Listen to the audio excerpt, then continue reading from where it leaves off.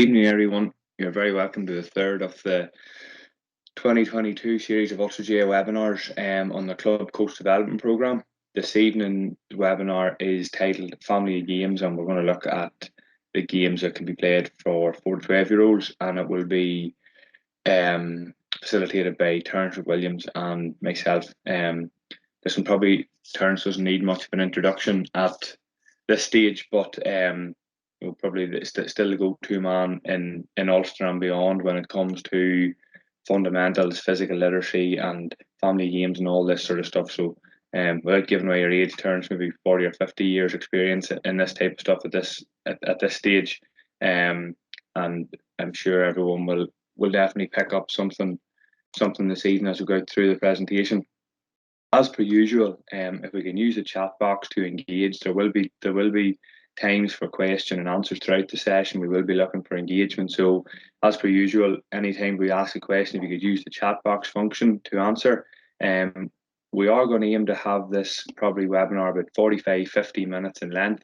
We have had a lot of good questions submitted to us before the webinar, so we're going to try and leave about 10 minutes at the end to get through some questions. And as we've already said, if you do have a question throughout, feel free to put it into the chat box and we will try and get to it at the end. So, as we said, this is the third workshop we ran over the last couple of weeks. The next workshop is next Wednesday night, the 2nd of February. It's titled Managing Coaching Teams, the Core Principles, and it will be facilitated by Roger Keenan, Malachy O'Rourke and Ryan McManaman. If you haven't registered yet, the link is available on the ulster.gaa website through Eventbrite. So definitely one next week not to be missed with a lineup of Roger, Malachy and Ryan. So on to this evening's webinar. The learning outcomes for tonight: to familiarise coaches with the various types of games to suit all age groups from 4-year-olds to 12-year-olds. To know which games to use and very, very important, when to use them, and how we can use games to develop technical skills, tactical ploys and team play. Something that some may be familiar with is the player pathway poster. This is a great resource for every coach and at every age group. It takes you right from nursery, from under 4s right through to senior level.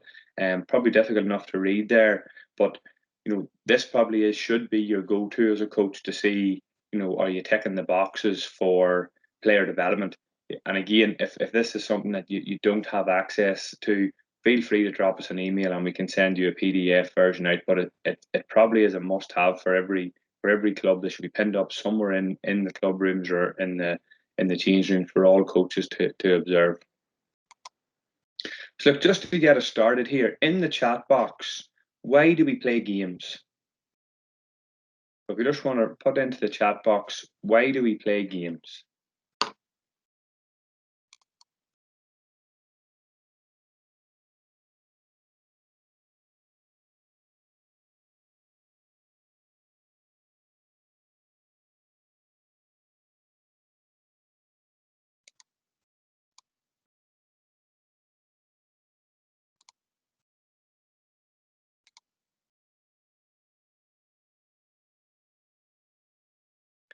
Okay, so some of the answers coming through: fun, to develop skills; fun, to find out the strengths and weaknesses of the player; social development, it's what kids want; health, fun, social, friendship; love games, fun way to develop skills; socializing; challenge, to develop fundamentals, movement skills in a fun way; develop skills. Okay, brilliant. Doubles as a warm-up and fundamental movement development. Excellent answer. Put skills into practice. All right, some great answers coming through there.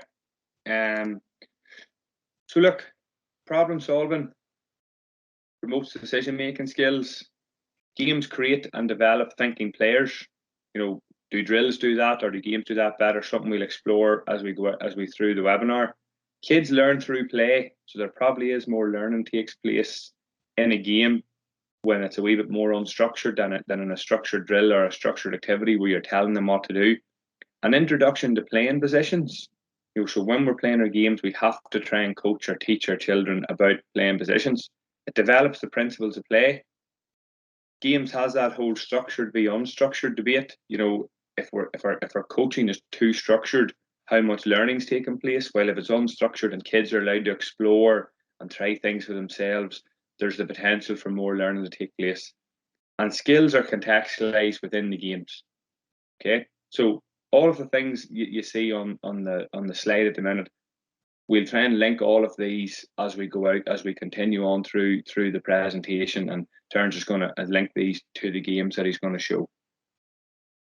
So Terence, you want to take control there?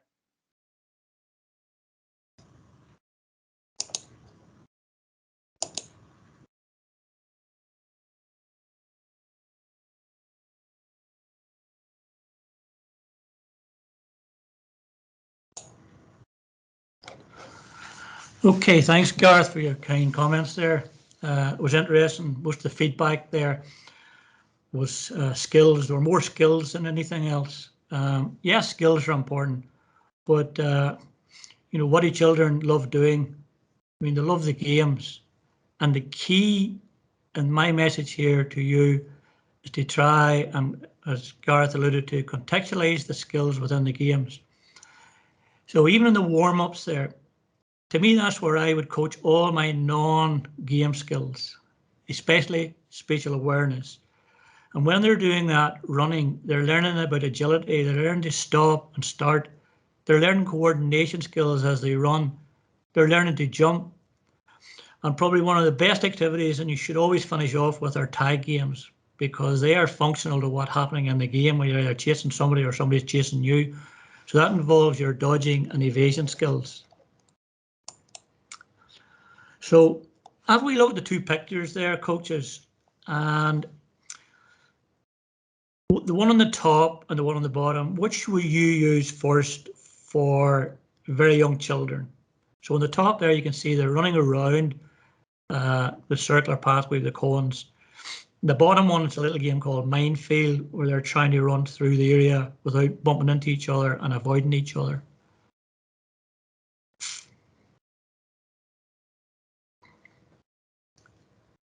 Any feedback there, Gareth? Not just as yet, Terence. So Noel's went for the bottom one. Patrick's went for the top.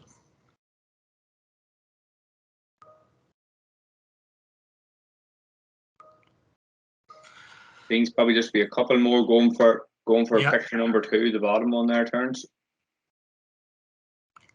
Okay, so the first one I use with children the first time, no matter who they are, because what I do there is it's called circle time. They come in and we establish the rules for the games, respect for each other.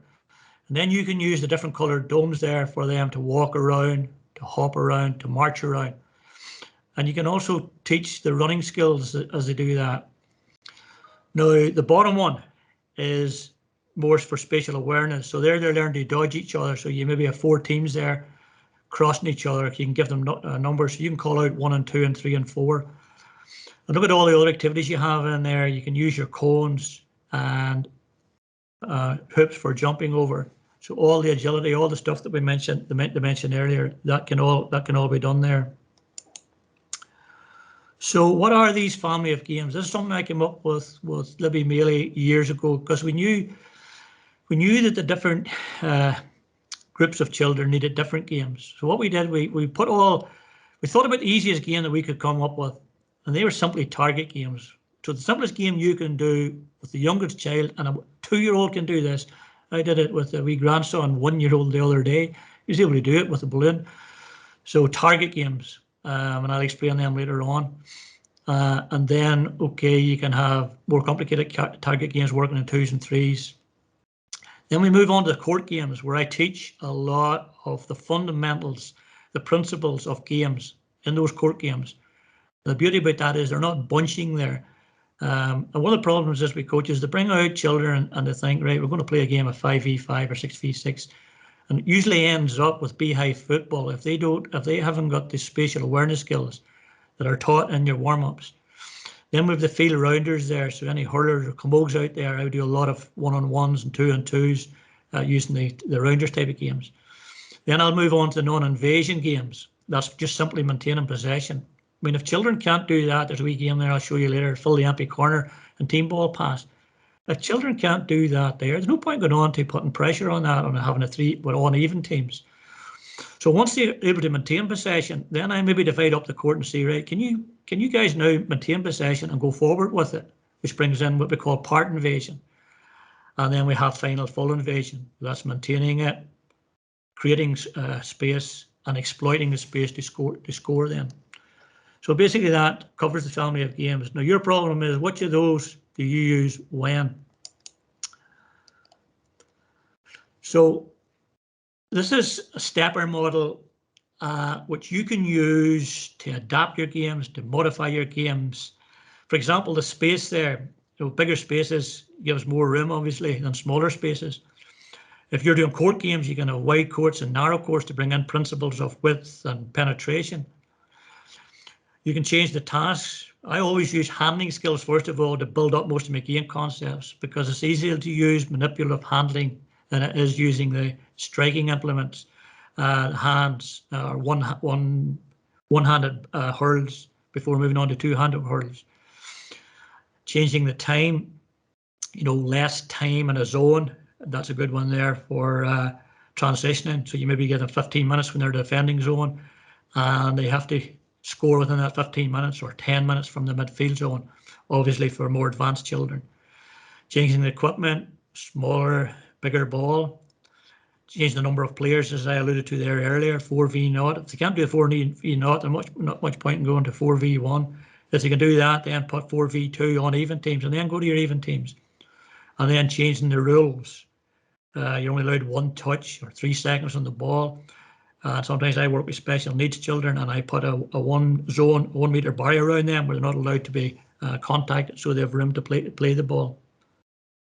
So that's a very useful concept to use for your games. Okay, have a wee look at the picture there, folks. Okay, there's a lot of pictures. Tell me which one you think you would start with. If you were coaching handling skills, sending skills there, manipulative skills, which one do you think is the easiest there? And then which one do you think is the most difficult? And between the easiest and difficult, this is where you need to know the entry points, where the child is. Is he at A, is he at B, is he at F, and so on. So see what to come up with on that one, Gareth.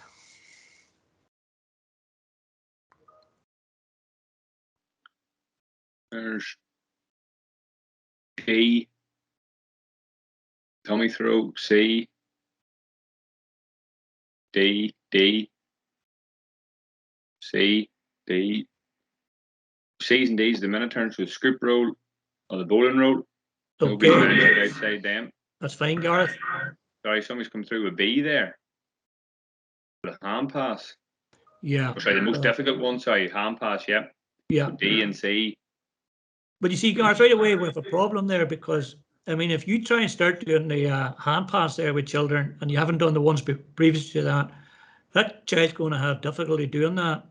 And then finally perceives he's no good and maybe leaves. So that's why it's critical for coaches to know the entry point of each child and then get the game to suit them, to challenge their evasive skills or their handling skills. So the progression there would be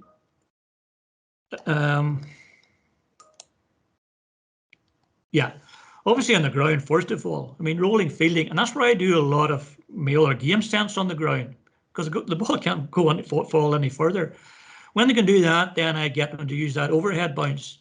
And to do that, I maybe put a hoop, and that's the way children will actually do that. They'll bring the ball above their head and do that. You don't nearly have to show them to do that. We call it discovery learning. Then you've got the tummy throw, throwing it from your tummy. The rugby sling pass, I use it for children moving. That's the easiest pass you can use when children are going into stage 3 or 4 of passing. That's where they're passing on the move. That's the easiest one to do there, the rugby pass. And then that one-handed bowling one on C, look how that changes to the overhead shoulder one there and F. Once they do that, then they can lead on to the chest pass. They can do those, then you can link in the hand pass and then the fist pass. The fist pass obviously is most difficult, and there's the hammer fist. You change the fist around. So those would be my progressions. And receiving skills is very, very same. So you're obviously picking it up in the ground there, the different catches. You've got the bucket catch there before you do the chest catch. I mean, that's for a hard ball coming at you. You obviously use maybe the chest one. Then the low catch there, which is quite difficult. Then you've got the reach catch, which is even more difficult because you're reaching out there, so you need timing and eye contact and all the rest of it for that. Then the one-handed catch, and then the overhead catch. So those are the progression there that you would have in that. Okay, have we look at this one? Which do you think? Where would you start out there if you had a group of children for kicking skills? Where would you start?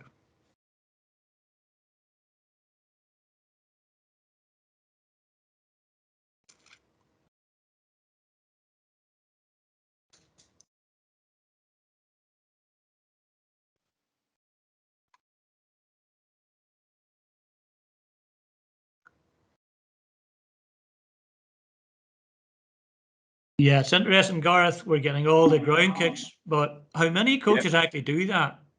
You know, when I go out there to see coaching, I rarely see coaches developing, first of all, dribbling skills. I mean, if they can't dribble a ball or a beanbag inside, obviously, and then a ball outside, that's where I maybe take the air out of it. So if they can't do that, there's not much point in going to, dropping the ball. And you can see there in the bottom left picture, the wee boy on the right, he's got it on what I call the shelf. So he's going to let that roll off there. And then you can see the other boy letting it down with the one hand. So the two hand and one hand.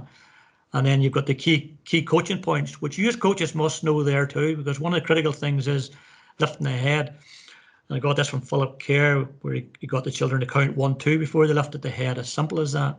And then you can see the final kick there of the hard foot on the bottom one. So those would be the progressions there. So do your build up from the ground again, dribbling, and then step and kick. That's a key one there for kicking the wee boy on the right. Notice he stepped in there to kick it. And you'll find children when they do that, they're almost like a tightrope. They try and kick the ball from the 2 foot. So get them to step and kick, and you'll be halfway there for teaching them. That's the same for the punt kick too.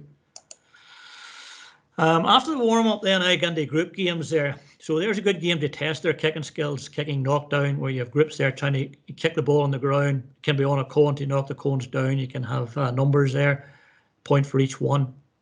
Or the circle cone there, cones and 3 or 4 around the outside of it. Or rob the bank, where children are running in there, picking up a ball, bringing it back. Or clear the zone. We've got to clear their zone there. So those are good games there, good group games for 5 and 6 in each group. And they also incorporate the earlier skills of spatial awareness and movement. You've got them all in there. Okay, so let's have a look at the target games. Now the first target game that you do, which I did with wee Joe there, he's only 1 or 2 at the minute, and he can actually punt a ball. He can throw a ball. He can catch a beanbag, and he's just about 16 months. So wee Joe can do that. Your children of 5 and 4 and 5 and 6 should be able to do it. So after the individual skills, then we do part 1 with 1. These are the progressions you need to know. There's no point in going to that World Cup goalkeeper. That's 1 against 1. That's when they can do partner work.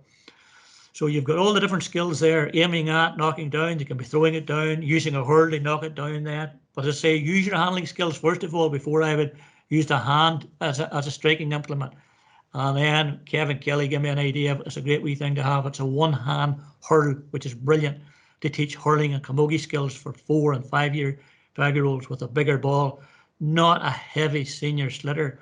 And that's why I got into trouble years ago when I invented the first go touch slitter, because I said it was far too wee. That's why I got a bigger one and a lighter one, which revolutionized hitting skills for camogie and hurling.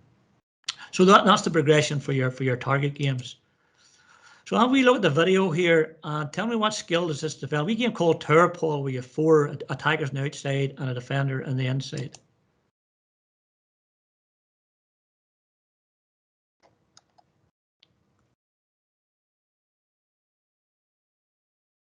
So you can see what they're trying to do there. They're trying to expose the target here. And this is where I use the coachable moment. So I'd be stopping this week, Garreth, here and saying, right, What are you going to do now? So right away, that involves thinking rather than telling them all the time. So she's got to think, right, oh, well, I'll pass it to over here, and he can pass it to him, so he'll be able to throw it at the target. The other game there, Through the Gates, is obviously for outdoors, a good game for passing in twos. You've got kicking it through, striking it through, just set the gates up or cones up or domes up.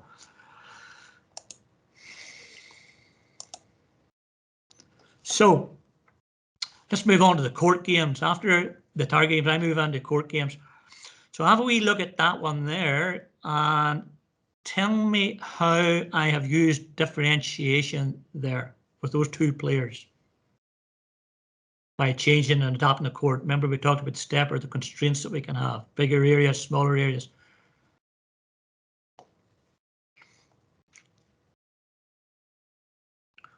So the blue player is a less skilled player. So he's thrown into a bigger court, whereas the more skilled player on the right, the red player, he's thrown into a smaller court. As I say, you can change those courts. You can have them smaller. You can have them bigger. And they could be rolling it over. They could be bouncing it, trying to bounce it over. They could be throwing it over, hand passing it over, kicking it over, or stringing it with a hurl. So again, adapting the courts here. So I want to link in principles of play to children. So just by adapting and changing the court there's that long court, so there's penetration. So the blue player is there then. If they see those two players at the front, they can throw to the back. So right away, the children are learning subconsciously about penetration. You don't have to tell them, right, we're going to do penetration, we're going to do principles of that. The two blue ones, that's the white court, so there's width right away. So they've got to think how they're going to cover that. So we're into the non-invasion games, and I've already alluded to that first game in the top left, team ball pass. So it's 3v0. So if they can't, the aim there is to pass the ball and move to the best space available. So that really involves scanning with the player on the ball in the top left. So she's scanned, she's moved, she's passed the ball across. The best space is down the right corner.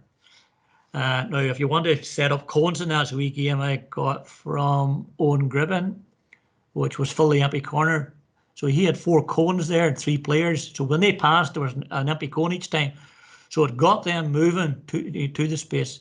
And then you can take that away and play the bottom game, which is rotate the defender. So there I bring the attackers out. That's a 4-on-1 or a 2 there. And in that one simple game there, I can teach the principles of defense. You can see the nose defender always go to the player with the ball and close them down. The support player has come across there to stop the pass to the player on the outside and the bottom. The cover player, defender, is covering 3 attackers there. So he's learned to cover those 3 there. If that ball changes, those 3 defenders have to change positions. So there's a brilliant game, and 5-year-olds, 6-year-olds can play that game there. And there's still a lot of seniors having a clue when I ask them, right, when I start the game, right, where are you going to go? Who's covering? Who's supporting? And so on. The top game is on even teams then. If you're going inside or into the grid, that's where you would use, 5-on-2 even, 4-on-2, and build the passes. If they can't do 4 or 5 passes, there's not much point in going to try and play it. An even-sided game. The bottom is Philip Kerr's 30, 10, 15, 30-yard pass. That's one of the best games you can do for punt passing. You can see the player on the right scanning. So he's noticed his teammate behind the defender on the left. And you can see the arrow pointing to the space down there. So he's got to run into that space, and the player will be passing the ball down. So that's the 15, 20, 25 meter pass game. That's a brilliant game for fitness, for on the ball, off the ball. All those skills are in those games. So let's move on to part invasion. This is where we try and maintain the ball and move through the area. So you can see the player on the left there starting passes, moves the ball through that first zone into the midfield zone. The midfield player then tries to get the ball to his forwards and finish with a score. Now, if you look at that carefully, there, believe it or not, subconsciously children are learning to break lines there, which we have to do far, far earlier if we're wanting to get away to break these blankets. So there's children there from an early age learning to break lines simply by court games or putting zones down. And then you've all the other ways you can handle that through. You can kick it through, punt it through, or strike it through. Terence, can I just stop you there? There's a question in just about the rotate the defender game 2 slides ago. How do you go about setting that game up? I set that with 1 defender inside and 4 attackers on the outside. My other defenders are outside and my other attackers are outside. So the nose defender there, if that ball is passed anywhere, he goes to close it down. Once he goes to close that down, he's closed the angle from 360 to 180 right away. Then I put in another attacker in there. Notice only I've got the other, another attacker in there. So I have the other attacker in the top corner, but the player on the right can also pass to the outfield player there. So you can see that runner, that attacker going along the outside there, but the support players noticed it. So he's going along there just to close the angle down. Whereas the back player, the back cover player, he is covering. So those are the 3 defensive positions that you would use, that Dublin would use, Tyrone would use, or any team would use, and teach your players from an early age to do that. That's basic teaching defending. Now, if that's 6 and 7-year-olds are doing that, surely we can teach older players to do it. So that's that. Is that okay, Gareth? Yeah, well, Michael asked that question. If you're happy enough with that, Michael, just give us a thumbs up. So here I have adapted. I got this from Gavin McGilly. I thought it was a brilliant idea, where he had the pitch zoned up, and asked him what he was doing. He was saying he wanted players to move off the ball. So his team was moving off the ball. So you can see number 6 there. You cannot receive the ball in a zone you're in. So you've got to. So number 1 there is passing to a moving player to 6. When 6 gets it, if he's given it to 4, 4 must move into another zone. So it's really that's non-invasion. But if I want part invasion, I can play 1 and 2 there in that zone, and they have to play through 4 and 5 up to 3 and 6. If I want to play full invasion or diagonal ball, if the ball's on one side, the ball must go across the diagonal before they can go for a score. So by zoning that, look at many principles and look at many movement factors that you can link into that simple game there. So there's 3 moving. If they move out, 4's moved up there, 5's coming in here again, and so on. So here's a game I got from Teresa McGarrett. I don't know, it's just McNabb now or McGarrett. She was down in Fermanagh. And she had all these children one-on-ones, and she was playing this wee game, it was like tag rugby. And I said, Teresa, what game is that? She says, that's an invasion game. I said, children of 5 couldn't play invasion. And she says, come on, do you see? So she set that there up, and I thought it was marvellous. There's a guy in Belgium, Peter Van Hagen, 20 years ago, set those games up. It took a long time for him to convince a lot of the boys, the 11-a-side guys. Belgium now is #1 country in the world rankings from playing that game there, from one-on-one with 5-year-olds. When they play that game, then they go to this next game. So that can be, if they're allowed to run with the ball there, but then after a while I could say, okay, you've got to bounce after 4 steps, or you've got the slitter and the hurling stick, and you're trying to dodge past. But the dodging and evasion skills alone there are functional. They're real skills, not running out and around cones. Cones and domes do not give you information. In fact, they're negative, because when children are doing that, they're looking down at a cone. They're not scanning. So that red player there, he's running at the blue player. He's scanning there. He's thinking, well, how am I going to go by this guy? Now, once you put in another player, you've changed that, because you have now got passing in. So you have on the ball, off the ball there. So you've got the player thing, and that's why I maybe stop the game. You wait for your coaching moment there to ask the player, right, on the ball, what are you going to do next? I'm going to pass. Where are you going to pass? There. What are you going to do after you pass? I'm going to move there. Good. Joey, the blue boy, where are you going to move to stop him there? Well, I'm going to move in there. I'm those defender. I'm going to go close to him to close him down. So I'm not saying you have to stop a lot, because children don't want you stopping a lot. But now and then, for the theme in your lesson, don't be frightened of stopping it and asking questions. Because if you don't, you won't get what gathered up earlier, the problem solving. Because that's what that game is. That's what that game is there. And if we look at that, now there's a 4v4 game. You don't need to go to 5v5 or 15 against 15 to teach all the principles of play. There they are. There's a principle of penetration there. So if that keeper's got the ball and he strikes a long ball up to the forward there, that's penetration. If he plays it out wide there to that wide midfielder, that's width. That midfielder then can play it across the other midfielder. You have mobility and that. So you've got all the skills that you need in there. There's depth and penetration. There's width and attack. Communication skills, which is the key one. So those 4 players have to link. That's all players have to do. They have to work together. There's cover and defense. So that player back there, remember we talked about earlier. So we've got the red player there covering. So that one simple game, you have that. Whereas in this game here, I'm teaching width. So I have got players on the outside there, and this is one I got from Philip Kerr. So he's challenged down the sides, about 5 meters apart. Pitch is about 30, 40 meters. And the aim there is if I want width, the ball must be played out to one of the wide players before it can come in again. So that gets in the principle of width before they can go for a score. It stops beehive football too. The players stay in their own zones. So those are all the skills that you can link in there. So have we look at that, folks, and tell me how useful that might be for you outside. That's a field game. So have we look at that and tell me what use you would make of that.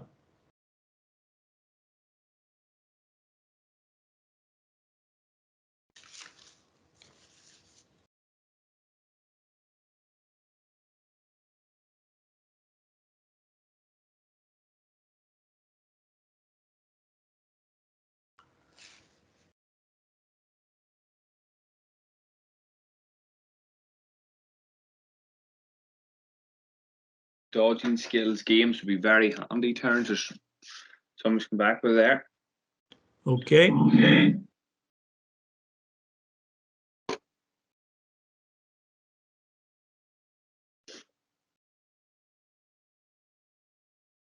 So what else is happening there, coaches?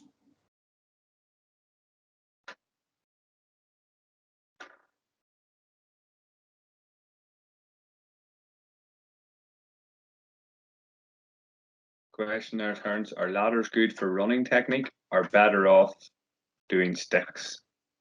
Yeah, well, it depends. If you're using the sticks there, you can see the dodging and the slalom I have over on the right there. Those are for the younger children with the ladder. Those are doing the fundamental skills. The ladder can teach technique, teach you where to plant your feet, so you can do high knees through it, kickbacks through it. You can put do fast stride work through it. So there's lots of ways you can use the ladder for running technique. But I also like to go around, not using ladders. You saw the very first clip I had of the children running around the outside. That's where I do a lot of my running techniques. High knees first of all, kickbacks then the next session, short fast strides and over strides. Those are the 4 running drills. There's no more. Those are the 4 you should be working on. Now the key one, the way I like this one is the numbers here. So you might be going out there. You have different ages of children. So if you look down the centre there, I've got my kicking one, 4-on-4.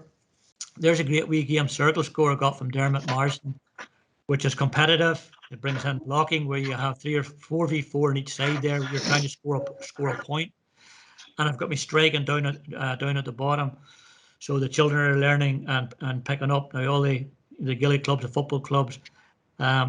It's only fair. I mean, if you look at Slat Neil, what they can do with their football and their camogie and their hurling where they are, and it doesn't seem to affect them. But I mean, that's starting early there. Now down the sides, I have younger children. Over there, shoulder tackle. I got this from Philip Kerr. He does a bit of pair coaching. So I've noticed 2 wee boys there can't shoulder properly. So the coach over there is going to do a little bit on shouldering. their sprint relay. So they maybe spend 2 or 3 minutes, those younger children on the outside. So they move from one station to another, where the game's a wee bit longer, 4 or 5 minutes to go from the kicking game to the circle score and so on.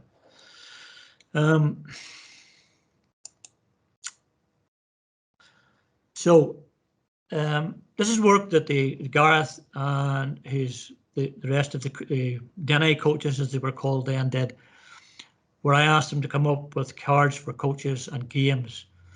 So before the coach goes out, I mean, the head coach should have these cards done out. There's no point in you sending novice coaches out there, their hands as long as the other, with 30 children baying for blood.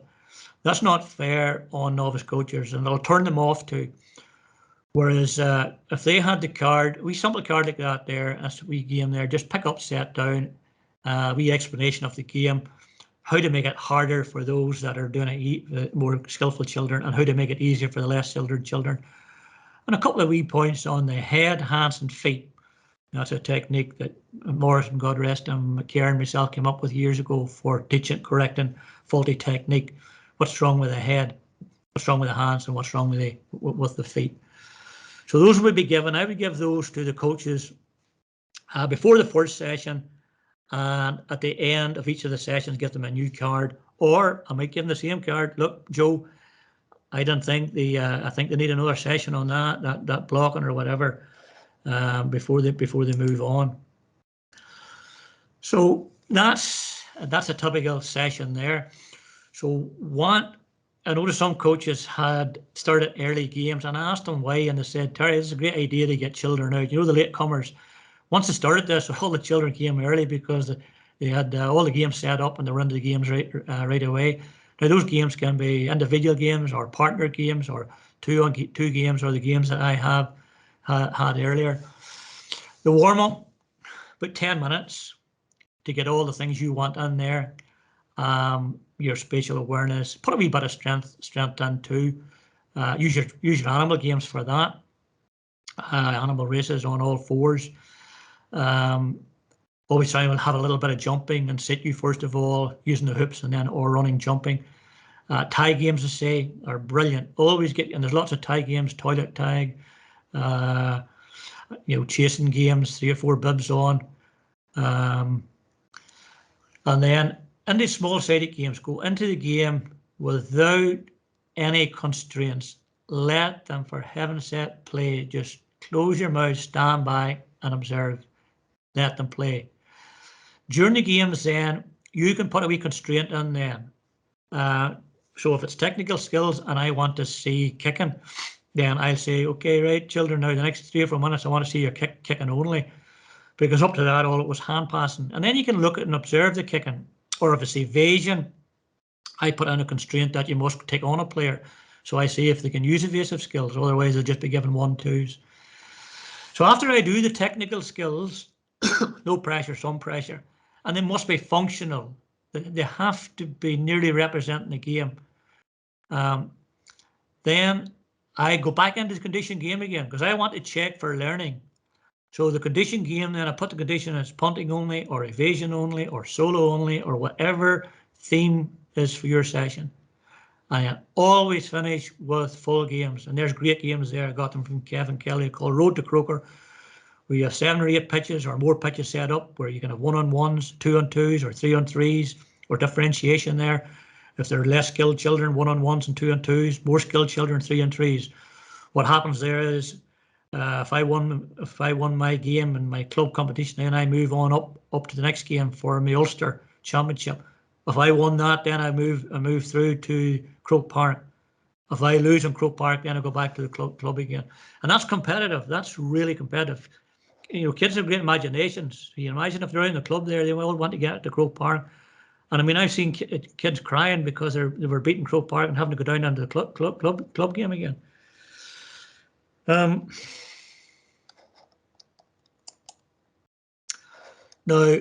don't let that put you off, but that's a sample session planner with all the material that a coach needs to run the full session. So down the left-hand side, I've got the parts there, which you've seen earlier, the warm-up. I like a column where, what are you going to do? So what are you going to do first? I'm going to do the walking about first, and then I'm going to mobilise. Always throw on a mobiliser after I do my pulse raiser. Then I'm going to up the ante. I'm going to do some jogging. Then I might throw on a wee strength one, and then I'll do running, using what I call the snow pass, running in and out around the domes. A wee bit of jumping, and then my tag game. 10 minutes. And that's how you're going to do it. I like that next one where you've checked for learning there. So you've got questions in there about the head, the key coaching points, and then evaluation. Always try and evaluate your session. No point leaving a session and not evaluating it. You want to know how it went. You want to know if it was successful. You want to know, are you able to move on to the next skill or the next sessions? So, as I say, it's up to the coaches then, with the head coach, to write that up and make sure they have that before they go out and into the session. So those are some of the resources there. That Ready to Play one was one Jared O'Connor done. It's a fantastic book for a nursery program. Then you've got the fun do ones there. And a lot of the games are, I was asked down to Croke Park in the changing room. I've set up a lot of the games. So if you go into the GA Learning Portal, you'll see a lot of the games that I went through there. You'll see them in video. The Fundamentals, the book there, which was regarded as a best practice worldwide, not only here, but worldwide. And then the Learn to Train manual. And then what the coaches did, the Gaelic Start there in the Fundamentals. That's one brilliant resource there with every skill in it, hurling, camogie and football, with all the games in it for under 6s, under 8s, under 10s and under 12s. Gareth, that is me. That's great, Terence. Thank you very much. Listen, I'm sure coaches, we pulled a lot of information from that. There was a lot to go through in terms of the family of games and the different types of games and all that sort of stuff. So this presentation will be sent out to everybody, so you can maybe have a wee look at it and you're able to visually see then, the setup of the game and the layout of the game. So we will get this sent out to you. Again, if you do have any questions, feel free to put them into the chat box as we go on here. So we'll keep Terence for another maybe 10 minutes or so and tap into his expertise. So Terence, there was a lot of questions come in when coaches were registering. I went through them, tried to maybe pull out 4 or 5 that I thought were really good and we could get value from. So what are the main challenges to focus on when developing kids under 12 years of age? Well, funny, Frank Norris is a very simple one, Gareth, down in Corofin. And his simple, what he wanted, all the coaches, he wanted all the under 12s in Corofin club to be able to use both feet. Now, you think about that, coaches. Now, how many of our players, including senior county players, can use both feet? And that was just a simple thing he had. And they were fairly successful at Corofin as a club team. So that's the first thing then. Set down targets for your children, and the targets there, that's up to the head coach and those coaches to set down, and they set down the games that the age groups should be doing. And there's really no excuse now, because we have a fair idea of the types of games that children should be doing there, even from the target, then the court, then the advanced court ones, then the non-invasion, then the part invasion, and then full invasion. So linking those in at the right time. Yes, that's a challenge. But that's an easier challenge than I had 20, 30, 40 years ago, where there was no resources. And listen, you're not going to learn it all in a day, as Garreth says. I'm 50 years at this job and I'm still learning. Any other questions, Garreth? Yes, so I'm going to try and link 2 of them together here. So what are the fundamentals for new coaches getting involved with young children? So maybe take this from Terence, that maybe this is a new coach or somebody with limited experience working with nursery or under 6, under 8 kids, so probably a different skill set needed. So what would be the fundamentals for that person to get right? First one is discipline. Number 1, discipline, especially nowadays. Over the last 2 years, a lot of children have been kept in, and it's affected them mental well-being and all the rest of it, listening skills, because they spend a lot of time in screen time. So that's where I use that circle time at the start, where I sit them down and we'll go through the rules and we'll go through respect. What do we expect from them? What do they expect from us, from each child? And that's a code of conduct has to be drawn up there. That's very, very important for the club coaches and the children and the parents, might I add, because sometimes they can be an issue along sidelines and with coaches. Plenty of them can give abuse, but maybe not so willing to put their hand up to give a hand out. Organisation, Gareth, is key. Organisation of the session. No point walking in there not knowing what you're going to do. Otherwise it's going to fall around you. So make sure you're well planned.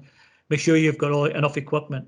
Make sure your area's set out. I mean, I'd be at a session maybe half an hour longer, setting that all up before children even come in there. Make sure you've got the right games for the right children. Let the games be the coach, not the cones. Cones are only for finishing off pitches and so on.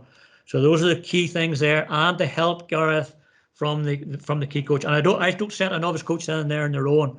There should be a mentor there. There should be a senior coach there. So the under 8 should have a senior coach, 2 or 3 coaches there experience, and then a novice coach coming in. There should be a transfer system for the coaches where they're moving up through the different grades too. They don't want to be staying with under 7s all the time. Yes, they might, but I think it's good if they move up, and they normally do when parents go in there. So that's my advice to them. Okay, good stuff. So probably the key ones there to summarise are discipline, planning, and organisation, and having enough help, which is brilliant. And probably just to follow on from that, any tips on keeping players engaged in the session? So this thing is maybe aimed at that nursery, under 6, under 7 age group, which is a difficult task at the best of times. Yeah, well, guys, we had the stepper model there. Yep. If they use that stepper model properly, and coaches, can I plead with you now, because you're not going to learn all that there in 30 minutes, what I went through there. It took me 40 years learning that. So they'll be getting this, Gareth, will they? Yep. Right. So you've plenty of time to digest that. And if there is any problems there, don't be afraid to get back to Gareth or myself. The stepper model is used to prevent boredom from children doing the same old drills over and over and over. Now, if you want to board children, put them in linear lines, in queues, and repeat that. I guarantee you may start with 40 children, but after a few weeks, that goes down to 20 and then down to 10. Children come to your sessions for fun. Fun was a thing up there. And children want the games. So let them have the games. Let them have the fun in the games. I just forgot to say there at the end of the session, thank the children for coming. And I got this from Owen Mooney, where he had little awards for not the most skillful child, but the child who showed most respect, the holistic things. The child who was good to the other children. The child who helped the other child when they fell. Coaches, you don't realise the impact that games has on children. And I think maybe with the pandemic, we all realise how important your job is. Coaches have the most important job and one of the best jobs in the world, because what you're doing, you're developing those children for life. So you can use the stepper there, and that will motivate the children to come back. If you don't motivate children, if it's not fun, if you don't finish with the road to Croker, they're not going to come back. They'll go to somewhere else where they're going to get more fun. Okay, good stuff, Terence.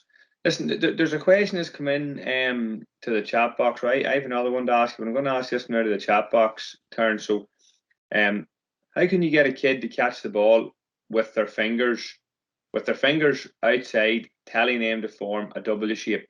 The kid keeps letting the ball hit the middle of his hands. He's now 9 years of age. Right. Well, I mean, that question's answered earlier. Has he went through the different progressions? I mean, can he do the tummy catch? Can he do the bucket catch before we do the reach catch? The reach catch is quite a difficult catch because there's a lot of eye tracking involved there. Don't use a heavy ball. Use a light ball. I've seen children getting serious injuries in their fingers with clubs not having the go footballs. That's why when we invented the go footballs, they were light leather. But even those, that's why yourself, Gareth, the plastic balls we had with the coated ones for the 5 and 6-year-olds. We used those. We didn't even use the go footballs. Mm-hmm. So use those sponge balls indoors. Don't be going on so much about doubling, about where your hands have to be and all the rest of it. The simple cue there is use big hands around the sides of the ball. That's the cue for that. And remember, we talked about the coaching cue of stepping and kicking to kick the ball. Now later on, we talked the cue about breaking the glass, of kicking the J. Not a lot of players, older players, the 10 or 11-year-olds, they'll all swing at the ball and they with a big C. So just tell them to kick the J. Simple as that. Just imagine there's a J. They have great imagination. And to use external cues rather than internal cues all the time. External cues. That J is an external cue. The coin on the ground is an external cue. The hard foot is through the off the shelf through the gate. Those are external cues. So the question there again is start with the easy skills and building up.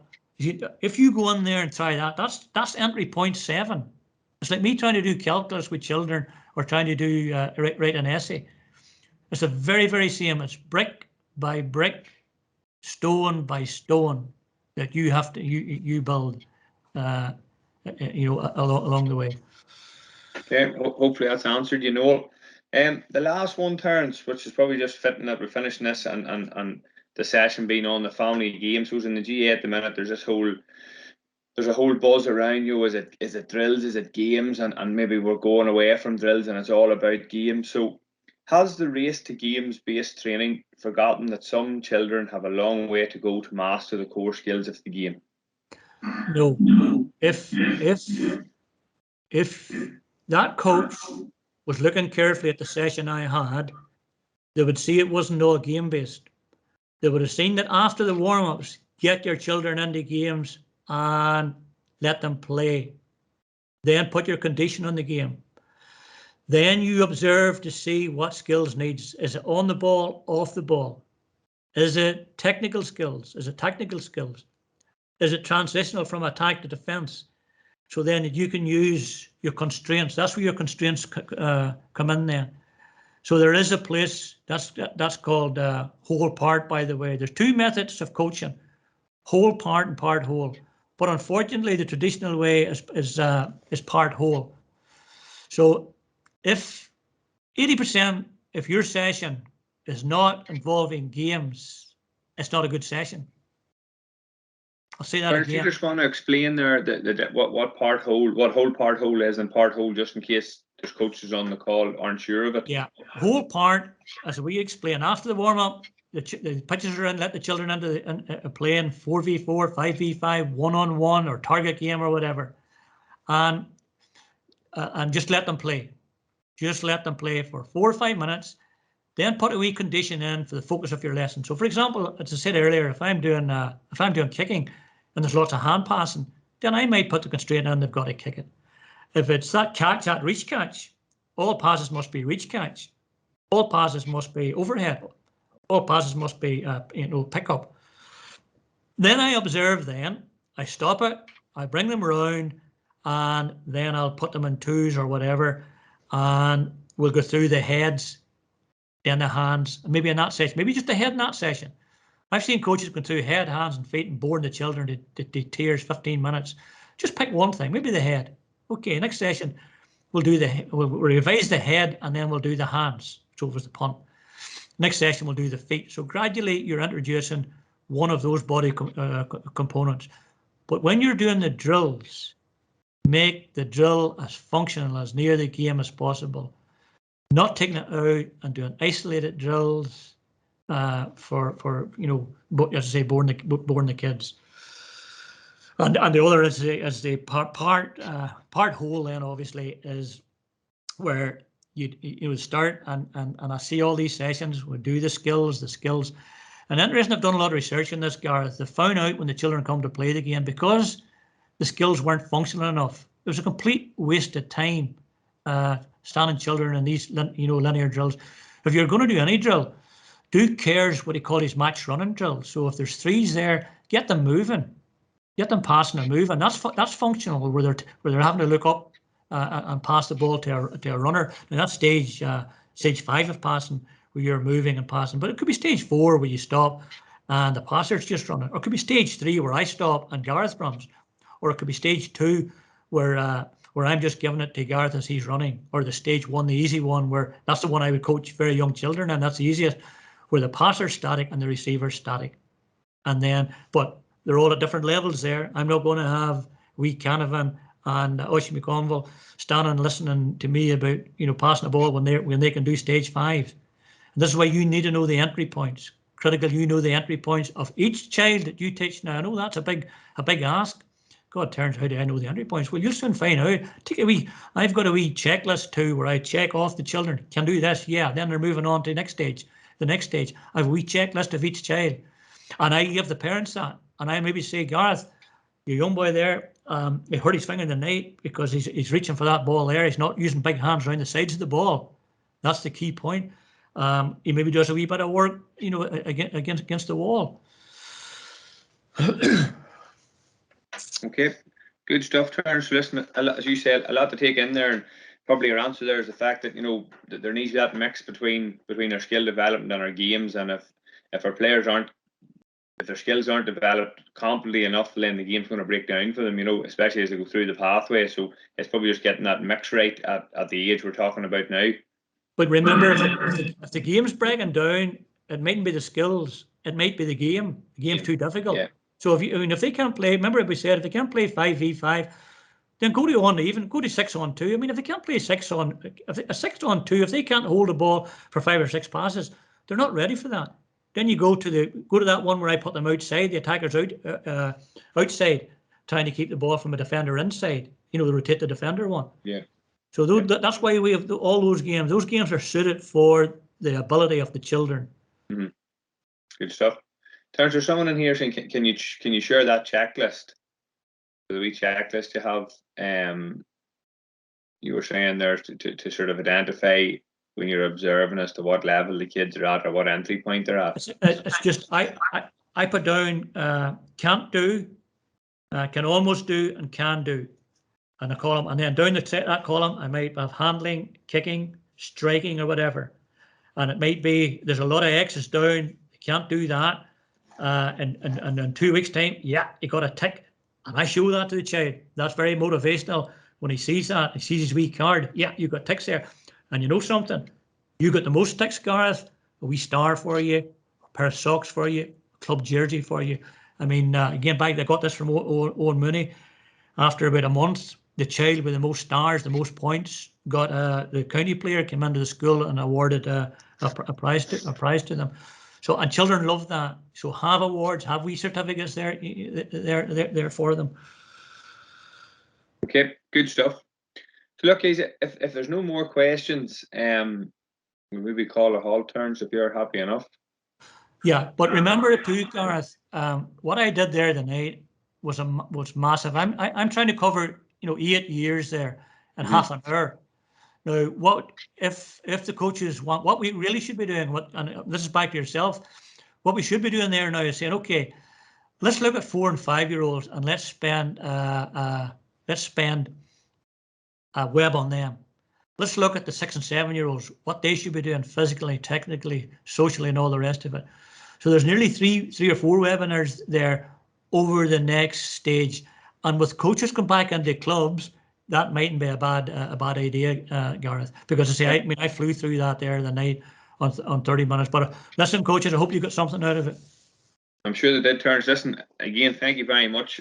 Every time I be talking to you or listening to you, I'm picking up something new. So I'm sure everyone on the call, and it's a testament with, we're still, most of the people that signed on at the start are still on, so that shows that it's been a bit an engaging webinar, which is good. So coaches, thanks very much for signing in. Say if you haven't registered for next week, you can do it to the ulster.gaa website. It's managing it's coaching and team principles of play with Roger Keenan, Malachy O'Rourke, and Ram McManaman. So it'll be a good webinar to join in. And Terence, thank you very much, and good night to everyone. Thank you, Gareth.